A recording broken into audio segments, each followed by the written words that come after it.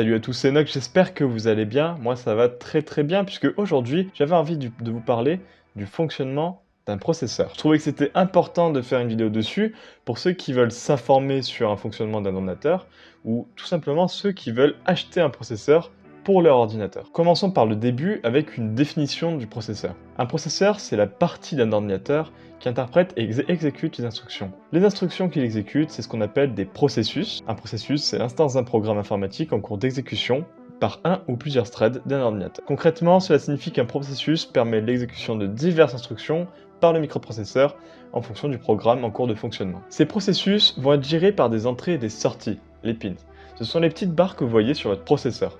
Certaines sont en entrée, d'autres en sortie, et globalement, chacune d'elles servent à l'alimentation. D'ailleurs, fun fact, il est parfois possible d'utiliser un processeur avec un ou plusieurs pins cassés, à condition qu'ils ne soient pas essentiels, car il y a tellement d'entrées et de sorties que très souvent la totalité des pins ne sont pas utilisés. Bon après, c'est toujours mieux d'avoir tous les pins, sinon vous n'êtes pas à l'abri d'un petit écran bleu de la mort de temps en temps.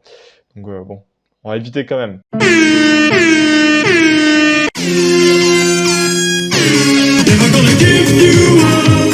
Le processeur va donc réaliser des opérations arithmétiques ou logiques plus ou moins complexes nécessaires au fonctionnement des processus, donc des programmes. Comme par exemple A ou B, A plus B, A moins B, A fois B, ou même avec plusieurs variables, c'est totalement possible. Mais il va également gérer d'une part le contrôle de l'ordinateur, c'est-à-dire les branchements, mais aussi stocker des informations grâce à une mémoire très rapide. Plus rapide qu'un SSD, plus rapide que de la RAM. C'est ce qu'on appelle les caches. Ils ont tous une taille et une vitesse différentes, mais sont tous très rapides et ont une capacité de stockage très limitée. C'est pour ça qu'on ne pourrait pas mettre par exemple GTA 5 dessus, même si ça aurait été bien, on va pas se mentir, hein, je pense les chargements auraient été vachement plus rapides, mais c'est impossible. En revanche, on peut stocker des informations essentielles au bon fonctionnement de l'ordinateur, comme par exemple le registre. C'est quelque chose que vous entendez très souvent parler, on peut y accéder directement depuis le système d'exploitation. C'est tout simplement en fait un endroit qui permet de stocker tous les éléments essentiels pour le bon paramétrage du système d'exploitation. Donc le processeur, pour résoudre toutes ces opérations, vous vous doutez bien que le processeur ne va pas les faire un par un. Ça serait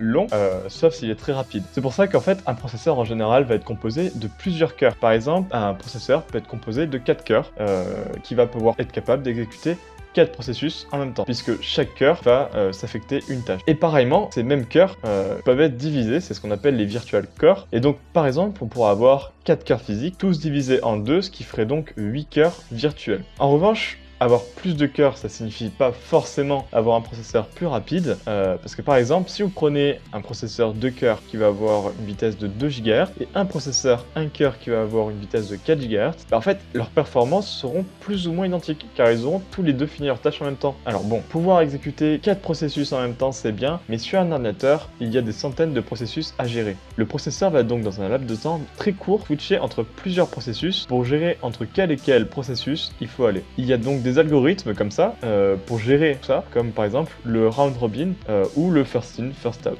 Vous pourrez aller voir sur internet, ça explique très bien comment ça marche et c'est vraiment super intéressant, je vous conseille vraiment d'aller voir. C'est donc plus ou moins comme ça qu'un processeur va marcher. Bien sûr, il y a énormément de choses à dire en plus sur le fonctionnement d'un processeur et je vais faire peut-être une vidéo plus approfondie sur ce sujet. Si vous voulez une vidéo plus approfondie, n'hésitez pas à me le dire en commentaire, je serais super ravi de voir que vous voulez une vidéo plus approfondie. En tout cas, je vous remercie d'avoir regardé cette vidéo. Si vous avez des remarques ou des questions, n'hésitez pas à le dire dans le commentaire. Je vous invite à lâcher le pouce bleu bien sûr et à vous abonner à ma chaîne. Salut à tous, c'était Monsieur Nox, ciao.